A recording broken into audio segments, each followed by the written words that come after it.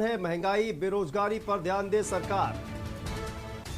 UP में चुनाव में असल मुद्दे गायब हो गए हैं। पेट्रोल डीजल 100 रुपए के पार हो गया है। रणदीप सुरजेवाला, महंगाई बेरोजगारी पर ध्यान दे सरकार।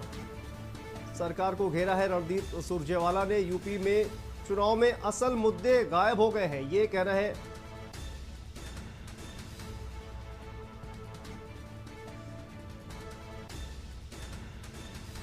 तो आइए आपको सुनाते हैं कि क्या कुछ कह रहे हैं रणदीप सुरजेवाला। कर रहे हैं बीएसएनएल हो, एमटीएनएल हो, उसकी तालाबंदी और कुछ निजी टेलीफोन कंपनियों को फायदा। आप मुझे बताइए, मैं सर एक सेकंड, आप मुझे बताइए, हमें ऐतराज नहीं। पहली बार अगर किसान डूब जाता है, दुकानदार डूब जाता है, आपकी नौकरी चली जाती है तो सरकार पैसा नहीं देती। पर एक टेलीफोन कंपनी डूब रही थी तो मोदी जी ने उसके सारे शेयर आपके पैसे से खरीद लिए। खरीदे हैं अभी कि नहीं? एक टेलीफोन कंपनी के खरीदे ना। तो फिर जो किसान की खेती अगर खराब हो जाती है तो मोदी जी क्यों नहीं वो ले लेते? या आपकी अगर नौकरी चली जाती है तो क्यों नहीं करते? तो उनको तो 60,000 50,000 करोड़ रुपया दे दिया। तो अगर लखनऊ में किसी दुकानदार की दुकान बंद हो जाती है तो मोदी जी या योगी जी आते हैं खरीदने कि जी नहीं आपकी दुकान बंद हो रही है भैया, इसलिए ऐसा करो सारा माल मुझे दे दो, मैं 50 लाख रुपया लगाता हूं। तो ये नया मॉडल है, पूंजीपतियों को सींचो, गरीब और नौकरी पेशा से खींचो, यही मॉडल है। धन्यवाद। संजय जी,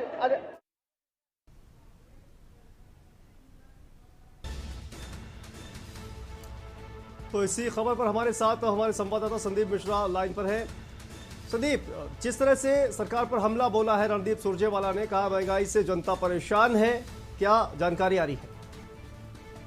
निश्चित तौर पे जिस तरीके से सुरजेवाला ने आज जो है प्रेस कॉन्फ्रेंस की है और इसके साथ में सुप्रिया सुनेत्र जो कि राष्ट्रीय प्रवक्ता है वो भी मौजूद रही है और उन्होंने साफ तौर पे कृषि को लेकर के उन्होंने बात कही है। इसके साथ में चुनाव में उन्होंने बात कही है कि शमशान और कब्रिस्तान पे होने की बात बोली है, महंगाई पे इन्होंने बात की है। इसके साथ ही साथ में बढ़ते डीजल पेट्रोल के दामों में लगातार जो वृद्धि हो रही है उन सारी चीजों को लेकर के आज जो है प्रेस कॉन्फ्रेंस किए हैं और कई महत्वपूर्ण चीजों को लेकर के भी रखा है उन्होंने। जिस तरीके से बीजेपी की जो संपत्ति है वो उसके बारे में उन्होंने बात की है और कई ऐसे मुद्दे थे जिन मुद्दों को लेकर के चर्चाएं की हैं और जो कि चुनाव का समय है, चुनाव का वक्त है, जिस तरीके से प्रेस कॉन्फ्रेंस की है तो उसमें कई आरोप भी लगाए हैं भारतीय जनता पार्टी के बीजेपी के कार्यकर्ताओं पर। और निश्चित तौर पर जिस तरीके से आज कांग्रेस का जो नारा था लड़की हूं लड़ सकती हूं, अब लगता है कि उससे हटकर अब महंगाई को मुद्दा बनाने की कोशिश कर रही है कांग्रेस।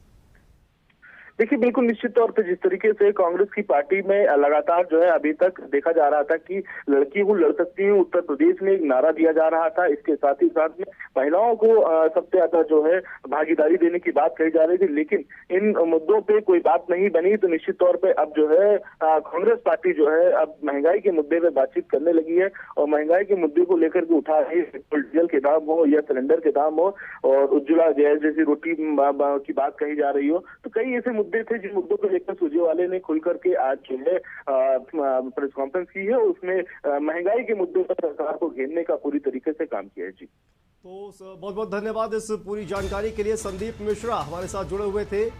आपको बता दें कि जिस तरह से रणदीप सुरजेवाला ने सरकार को घेरा है महंगाई के मुद्दे पर, लगता है कि अब जो नारा है वो बदल गया है। लड़की हूं लड़ सकती हूं से अब महंगाई के मुद्दे पर आ गई है कांग्रेस पार्टी और इसी मुद्दे पर सरकार को आज घेरते हुए नजर आए रणदीप सुरजेवाला। महंगाई बेरोजगारी पर सरकार ध्यान दे, ये कहना है रणदीप सुरजेवाला का।